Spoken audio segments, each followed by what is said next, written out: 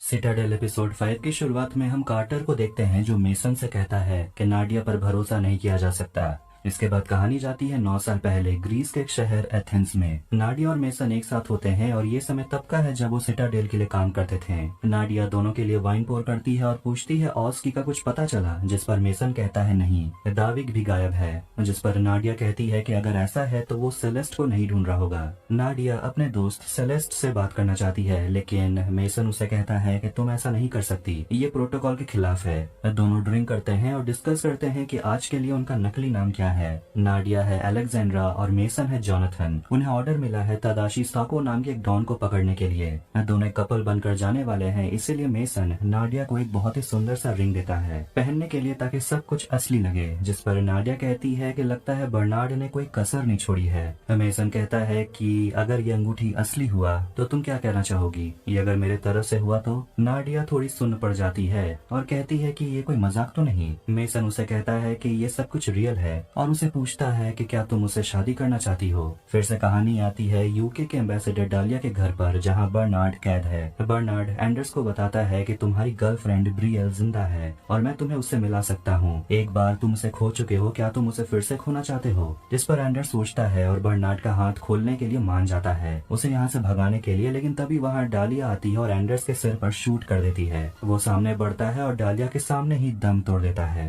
वो बर्नार्ड से कहती है कि एक समय हुआ करता था जब मैं तुम्हारी बहुत इज्जत करती थी और तजुर्बे से मैंने ये जाना है कि दुनिया का सबसे खतरनाक हथियार कोई न्यूक्लियर वेपन या कोई बायोकेमिकल वेपन नहीं है, बल्कि खुद सिटाडेल है। बर्नार्ड उसे कहता है कि अगर थॉमस यहाँ होता तो तुम्हारा असली चेहरा देखकर वो दोबारा मर जाता। जिस पर डालिया को गुस्सा आता है और वो बर्नार्ड के चेहरे पर थूक देती है और कहती है अपनी गंदी जुबान से उसका नाम मत लेना। वो भी दुनिया में सारे खतरनाक हथियारों को ढूंढ कर खत्म करना चाहता था। बर्नार्ड कहता है कि और इस काम के लिए तुम लोगों ने हजारों जासूसों को मारा है। डालिया कहती है कि मैं आगे भी यही करती रहूंगी ताकि मासूम लोगों की जान न जाए और उन्हें अपनों को खोना न पड़े, जैसे कि मैंने खोया था। और वो बात करती है सिटाडेल के उस एजेंट के बारे में जिसने सिटाडेल के लोगों को ही धोखा दिया। 9 साल पहले के फ्लैशबैक में सिटाडेल के हेडक्वार्टर में नाडिया को देखते हैं, जिसे एक मैसेज आता है। पता चलता है कि सेलेस को जहाँ होना चाहिए था यानी कि फार्मिंगटन में, वो वहाँ नहीं है और उसे कुछ तो हुआ है। उसे बैकस्टॉप कर दिया गया है और परमिशन दिया था बर्नार्ड ने। ये जानकर नाडिया बहुत गुस्सा हो जाती है और वो बर्नार्ड से मिलती है। वो उसे पूछती है क्या मेसन को इसके बारे में पता था। बर्नार्ड कुछ नहीं कहता, जिसका मतलब ऑब्वियसली हाँ है। तब जाकर नाडिया को एहसास होता है कि मेसन उसे सेलेस से मिलने क्यों नहीं देना चाहता था। अगले दिन वो जाती है मेसन से मिलने के लिए एक रेस्टोरेंट में और बात को घुमाकर कहती है कि बर्नार्ड ने सेलेस्ट को बैकस्टॉप किया है, क्या तुम्हें इसके बारे में पता था। वो कहता है नहीं।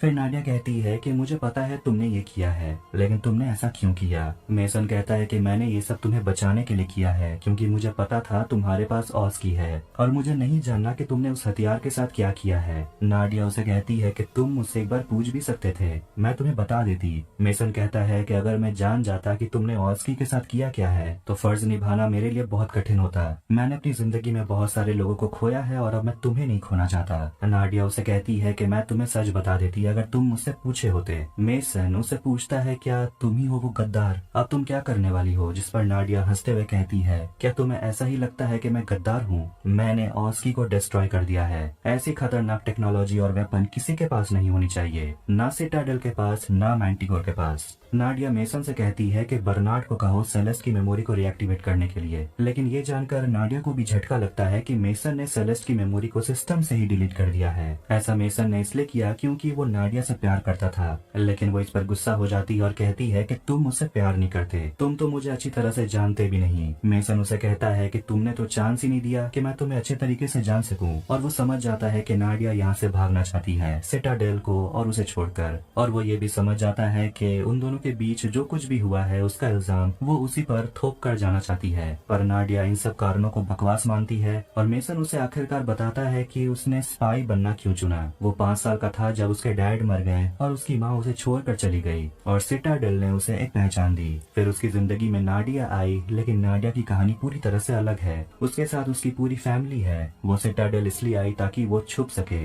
नाडिया पूछती है कि तुम्हें ऐसा ही लगता है कि मैं किसी से छुप रही हूँ। मेसन कहता है तुम अपने आप से छुप रही हो, तुम किसी को दिखाना नहीं चाहती कि तुम असली में हो कौन। और वो उसे कहता है कि तुमने एक बार पूछा था कि क्या कोई जासूस सच में सच्चा प्यार कर सकता है।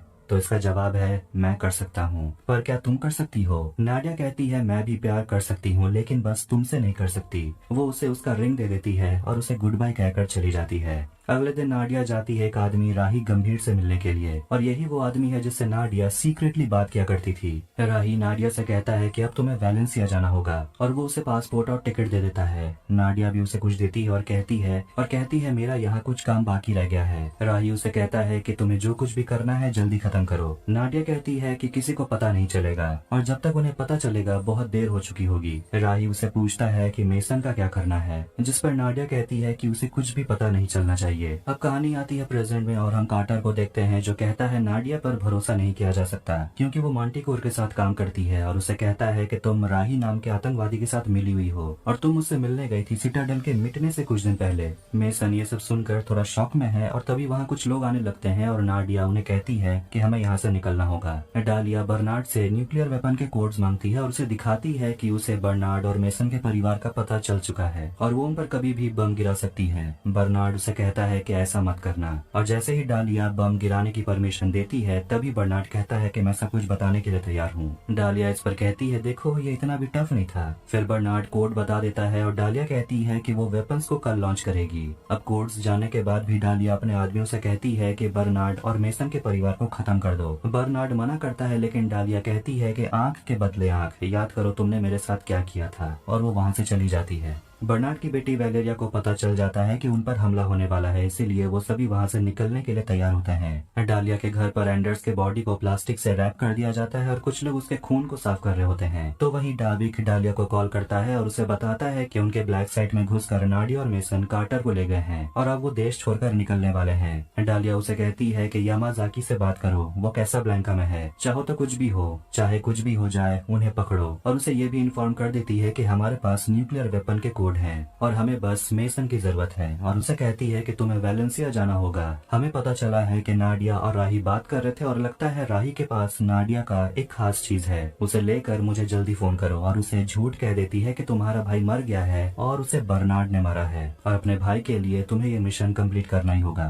डाविक डालिया की बात मान लेता है। तो वहीं कार्टर और मेसन नाडिया से जवाब मांगते हैं कि आखिर वो है कौन। नाडिया कहती है कि मेरे वजह से ही तुम लोग जिंदा हो, और वैसे भी हम में से कोई भी दूध का धुलावा नहीं है, ये तो तुम लोग भी जानते हो। नाडिया कार्टर को याद दिलाती है कि तुमने सेलेस्ट के साथ किया क्या है, उसके बाद भी तुम मुझ पर इल्जाम लगा रहे हो। कार्टर कहता है कि मुझे पता है मैंने जो किया वो गलत था, लेकिन मैं इस बात पर श्योर हूँ कि तुमने ही सिटाडेल को धोखा दिया है। वो बताता है कि सिटाडेल के खत्म होने के 1 साल पहले ही तुम गायब हो गई थी। पता चला कि तुम वैलेंसिया में छुप कर बैठी हुई थी राही के साथ, क्योंकि तुम दोनों मैंटिकोर के लिए काम करते हो। मेसन नाडिया से पूछता है आखिर वैलेंसिया में ऐसा है क्या, जिसमें नाडिया आखिरकार बता देती है कि वैलेंसिया में मेरी एक बेटी है, और मैं गद्दार नहीं हूँ, मैं बस अपनी बेटी को बचा कर रखना चाहती थी। फिर कहानी फ्लैशबैक में जाती है, जब नाडिया राही को कॉल करके बताती है कि वो प्रेग्नेंट हो गई है, और अब उसे यहाँ से निकलना है। इस बारे में वो मेसन को कुछ नहीं बताना चाहती, और शुरू से यही बात वो मेसन को नहीं बताना चाहती थी, क्योंकि उसके लिए सेफ नहीं होगा। राही से पासपोर्ट और टिकट लेने के बाद वो वैलेंसिया चली जाती है, और वहीं अपने बच्चे को जन्म देती है, और बताती है कि अपनी बेटी को देखे हुए 8 साल हो गए हैं। वो अपनी बेटी को लास्ट तब देखी थी जब उसकी बेटी 6 महीने की थी। मेसन ये सब जानकर हैरान रह जाता है कि उसकी एक बेटी भी है, लेकिन नाडिया ने उसे ये सब कुछ नहीं बताया, क्योंकि वो समझती थी कि मेसन ये जानना डिजर्व ही नहीं करता,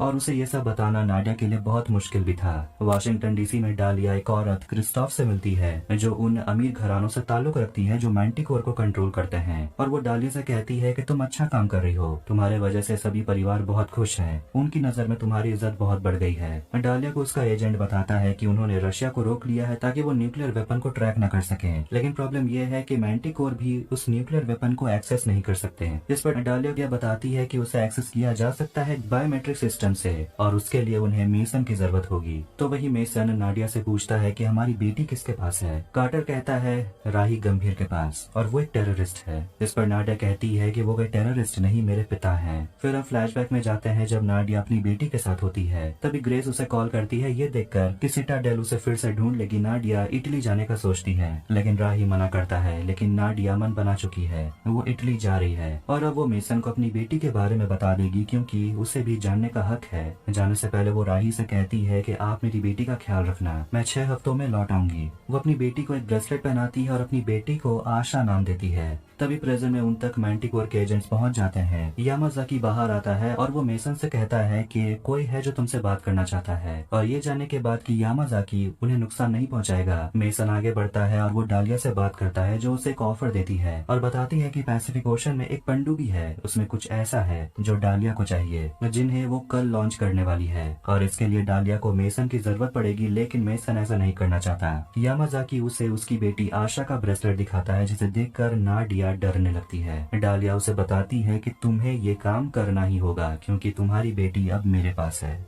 और इसी के साथ सिटाडेल एपिसोड 5 यही एंड होती है। वीडियो पसंद आया तो वीडियो को लाइक करें, चैनल को सब्सक्राइब करें ऐसे ही टीवी सीरीज एक्सप्लेनेशंस के लिए। मिलते हैं नेक्स्ट वीडियो में। Take care.